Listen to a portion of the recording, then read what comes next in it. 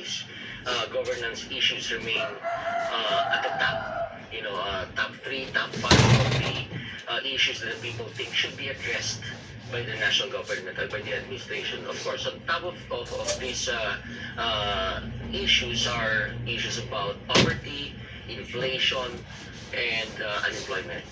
So I think the good governance issue will be brought to the center of the conversation because there are now additional champions who could challenge these issues and who could put forward the matter of good governance. It's not just about being partisan on one side and partisan on the other side, but really putting at the forefront what is crucial to most of our Filipino, for our countrymen and for the population. Professor Dennis. Well, I think now that Mama Aquino and Kiko Pangilinan are back in the Senate, of course they'll be joining Senator Riza Ontiveros, and I think they'll be together in raising these governance-related issues. They'll also raise whenever they would see fit, if there is an issue, I think they would call for an investigation regarding, say, an issue regarding corruption. And of course, they will be joined by the Duterte allies. Yes. But of course, they have their own agenda. Because we also saw Amy Marcos sneaking in, no, in that 12th spot. And before when the final surveys came out, she was really out of the magic 12. So did the hearings on the arrest of former President Duterte and also the endorsement of Sara Duterte help her, into that magic 12?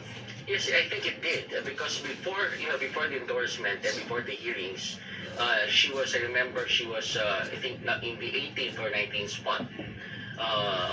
In one of the surveys, and then after she got the endorsement, and after she, Gulay ako ng malunggay at saka alugbati mamaya. Numbers had improved. So her rank had rose from number 18 to 19, then it gradually moved to number 16, and then finally, just before the election, she was thinking number 13 or 12 in the surveys. And Professor Edna, the likes of Luke Espiritu, a labor leader and an anti-corruption fighter in Heidi Mendoza, surprised many. They were not in the Magic 12, but they performed very well. What do you think is their future, given the fact that they performed well in the 2025 midterm elections? And what should they do, basically, to remain relevant over the next 3 years and to the next election for them to have a good showing? Actually, they should remain to be themselves.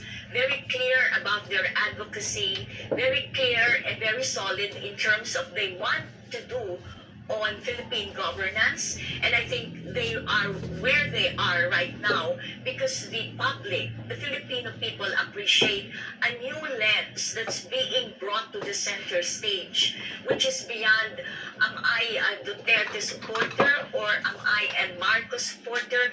These two guys are beyond that, and I think that's a solid advocacy that many Filipino voters have started to appreciate and say something like, these are the issues that are center stage of our governance and gradually they should be taken up Nakakapagod seriously. maglinis. So hopefully this is a beginning Weekend, for the kasi kaya kailangan neophyte maglinis ka. candidates